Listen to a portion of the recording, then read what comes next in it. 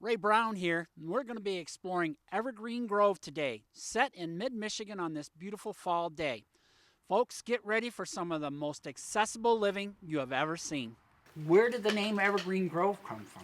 Well, when I bought this property, there was no pine trees on it except for some couple big huge ones.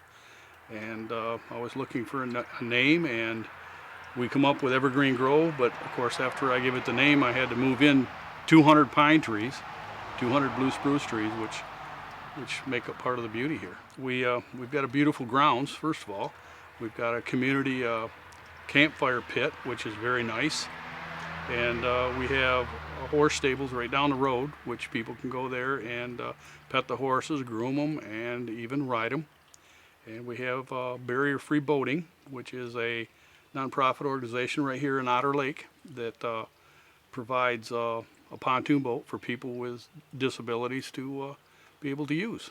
It doesn't take, I have people that move here from the cities thinking that this is too country for them that are still with us, that's never moved out. And that's the best testimonial you can get. When they come out here and they start shaking their head and saying, "Oh, this is too far," or "This is too far out in the wilderness." Well, we're not far.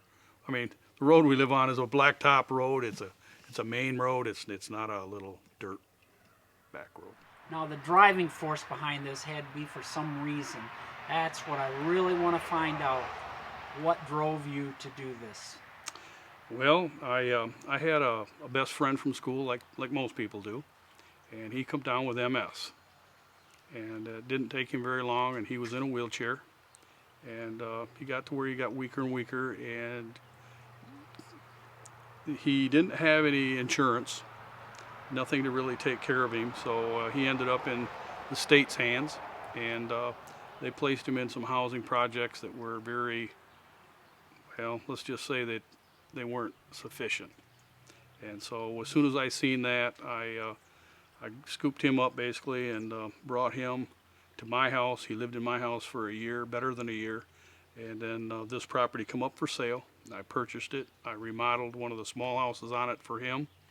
And then it didn't take long, and he was not able to live in that house any longer. So we went ahead and built our first duplex, which was completely barrier free with big roll-in showers and everything, and that's where he lived until he passed. And that was the driving force behind Evergreen. And ever since then, we've been dealing with people with disabilities, and every time a new person comes in, we find that he needs a little bit something a little bit different. So we've been constantly making changes throughout people coming in here. And now we have a total of 14 units here, and we can accommodate.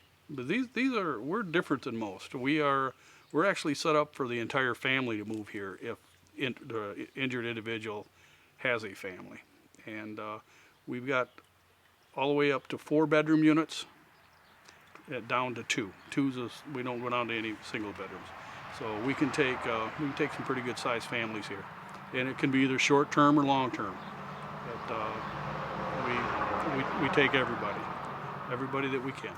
So you have housing large enough for families Entire families, yes, or single living. or single living. And inside those houses, what makes those accessible? Well, to start with, right on the outside of the building, our front doors open wide enough to where an actual bed can be pushed right out through the front door. And our doors on all of our bedrooms are double doors, so they open 5 foot wide in the minimum. We have some that open up as big as 9 feet, but most of them are 5 feet, and that allows the bed here again to be pushed right clean through and right out. In case of a fire, they can exit the house in a hurry. The bedrooms have got lift systems on the ceilings, and most of our units have got generator backup. So within 4 seconds of the power being off, new power's on, and there's no problem with any life support systems.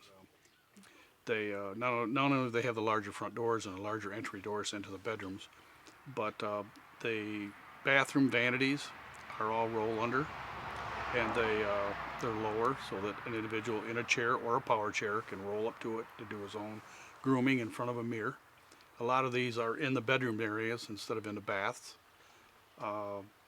The light switches are lower, the plugs are higher, of course, so that they can be reached easier. The electrical panels are lower so that people in a wheelchair can reach electrical panels. The thermostats are lower. The thresholds under the doors are within the guidelines for wheelchairs. And we have got large back porches on every unit so that you can sit out under a roof.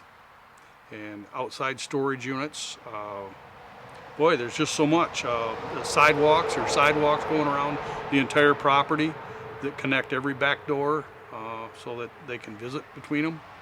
We've got an outside fire pit, which in the evenings there's wood piled out there all the time that they can use to have an outside bonfire and enjoy that. We have grillings all year long. We provide hot dogs, hamburgers, and actually invite every resident to take part in it, and that goes over real well. We have a very good community of feeling of community here. We have very few people here that just stick to their own. Most everybody joins in. Now, people have come here, obviously have lived in other dwellings in the past that were supposedly set up to take care of their needs. And when they came here and saw a different way of living, what was their response? Unbelief, for one thing. They couldn't believe that there was something this nice that they could have been living in all along.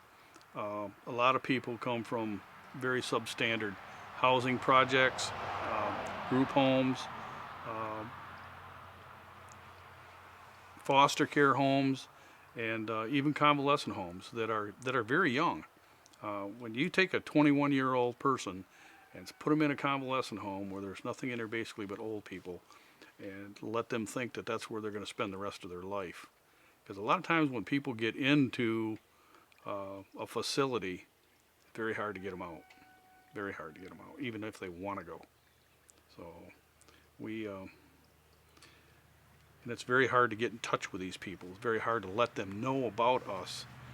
And once that happens, once they see us on TV, once they hear about us on the radio, or their folks see us on a billboard, they contact us and want to know if there's any openings at all, and then from that point they start moving forward. But a lot of times people just don't know where to go. They don't know what their rights are, and they don't know where to go. You've got an interesting gentleman here by the name of Brad. Right. Yeah, kid, without getting too into Brad's life, can you tell us about this disabled young man? Yeah, Brad come to us about 5 years ago, and come from Craig Hospital out in Colorado. And he was very active in bareback riding and bull riding, and he also was a boxer, and very active individual.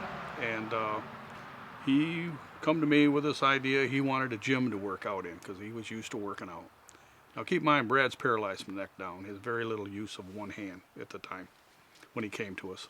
And so we put together a small gym for him in one of our garages that we had here.